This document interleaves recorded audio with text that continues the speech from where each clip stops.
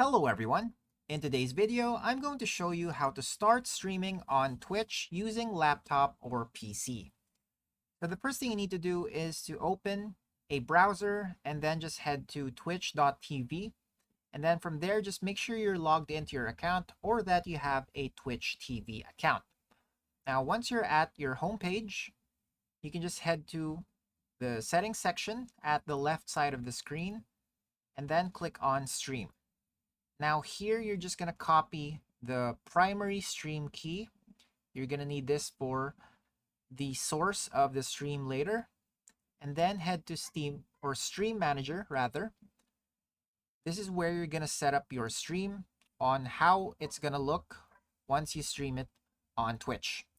So after that, just open whichever app it is that you're going to use for streaming. So for example, you can use OBS. It's free. You can download it online. And once you download it, you can just access it on your PC, and you're going to use that to stream on Twitch. So since I'm using OBS to record this demo, it's not going to be visible, but the next step would be, for example, if you're using OBS, just open the app and then click on Settings, click Stream, and then set the service to Twitch.